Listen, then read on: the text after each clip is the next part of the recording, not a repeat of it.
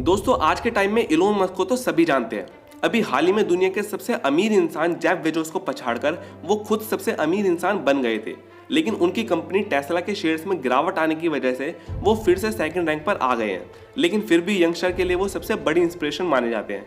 Elon Musk सिर्फ एक सफल बिजनेसमैन ही नहीं, बल्कि एक इंजीनियर, इन्वेंटर, इन्वेस्टर और रियल लाइफ में आयरन मैन कहे जाने वाले इंसान है। इलोन मस्क को ज्यादातर लोग टेस्ला और स्पेसएक्स के मालिक के रूप में जानते हैं, लेकिन मैं आपको बता दूं कि इनके अलावा भी इलोन मस्क कई और कंपनियों के मालिक हैं, जैसे Neuralink, open AI and the boring company. अब बात ये आती है कि एक इंसान इतनी सारी कंपनियों को आखिर मैनेज कैसे करता है, क्योंकि आजकल के लोग तो सिर्फ एक जॉब से ही परेशान हो जाते हैं। जॉब से घर आकर उनमें कोई और काम करने की हिम्मत ही नहीं होती। वहीं अगर इलोन मस्क को देखा जाए तो वो इतना सारा काम करने के बाद भी अपने वर्कआउट और अपनी फैमिली के लिए टाइम निकाल लेते हैं। आखिर इलोन ये सब पॉसिबल करते कैसे हैं? इसलिए इस वीडियो में मैं आपको बताऊंगा इलोन मस्क की कुछ एक्स्ट्राऑर्डिनरी हैबिट्स।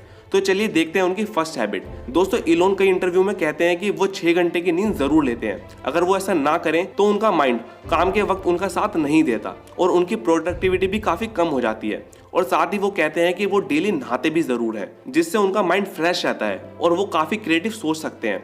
तो दोस्तों इलोन के हिसाब से एक प्रोडक्टिव माइंड और हार्ड वर्किंग इंसान होने के लिए डेली 6 घंटे की नींद और नहाना काफी जरूरी है। इसके बाद इलोन की एक ऐसी हैबिट है जिसे बहुत इफेक्टिव टेक्निक भी माना जाता है। इस टेक्निक को बैचिंग टेक्निक कहा जाता है, जिससे एक इंसान की एफिशिएंसी काफ़ी बढ़ जाती है। बैचिंग का मतलब होता है कि कोई ऐसा काम साथ में करना जिसमें ज़्यादा अटेंशन और फोकस की ज़रूरत ना पड़े, जैसे कि इलोन अक्सर अपना लंच मीटिंग अटेंड करते हुए करते हैं। आप भी इस टेक्निक का यूज़ करके अपना काफ़ी टाइम बचा सकते हैं। जैसा कि मैंने कई लोगों को देखा है कि वो अपने ड्राइविंग करते वक्त अपने काम से रिलेटेड ऑडियो सुनते रहते हैं। ये तरीका भी इसी टेक्निक का पार्ट है। अब आप बैचिंग और मल्टीटास्किंग में कंफ्यूज मत होना, क्योंकि मल्टीटास्किंग में आप वो काम करते हैं जिनमें आपको फोकस करने की ज़रूरत होती है, लेकिन बैचिंग में आपको ऐसा करने की कोई ज़रूरत नहीं होती। इसके बाद इलोन की थर्ड हैबिट ऐसी है जो उन्हें एनर्जेटिक रहने में मदद करती है।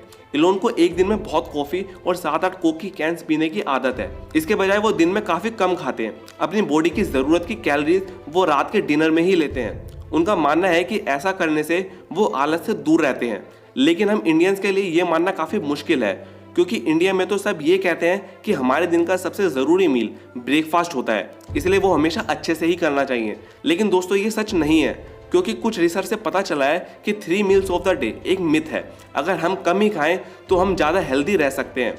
बस अपना ज़रूरी न्यूट्रिशन और ज़रूरी कैलोरीज को लेते रहें। इसके बाद उनकी फोर्थ हैबिट एक टेक्निक है। इस टेक्निक को टाइम ब्लॉकिंग कहा जाता है, जिसमें वो अपना काफ़ी काम टाइम ब्लॉक्स में करते हैं। इसमें वो अपने अलग अलग काम छोटे छोटे टाइम ब्लॉक्स में बांट देते हैं और एक टाइम ब्लॉक्स में वो सिर्फ एक ही काम करते हैं। कोई दूसरा काम वो एक टाइम ब्लॉक खत्म होने के बाद ही करते हैं। ऐसा करने से वो अपना काफ़ी टाइम बचा लेते हैं और अपने काम में काफ़ी फोकस भी कर लेते हैं। इसके बाद उनकी फिफ्थ हैबिट है उनकी प्लानिंग। इलोन मस्क अपना पूरा दिन पहले ही प्लान कर लेते हैं, जिससे उनका टाइम और एनर्जी ये सोचने में वेस्ट नहीं होती कि अब मुझे क्या करना है। वो कहते हैं कि एक इंसान को एक पेन पेपर के साथ अपना दिन प्लान करना चाहिए, जिसमें दिन का सारा काम और काम के साथ उसमें लगने वाला टाइम लिखा होना चाहिए, जिससे आपको एक प्रोडक्टिव इंसान बनने में काफ़ी हेल्प होगी।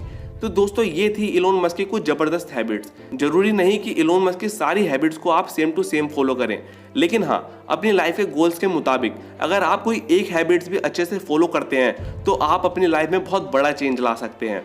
अगर ये वीडियो आपको अच्छी लगी हो तो कमेंट करके ज़रूर बताएं और इसी तरह की और वीडियोज़ के लिए हमारे चैनल को सब्सक्राइब करना ना भूलें।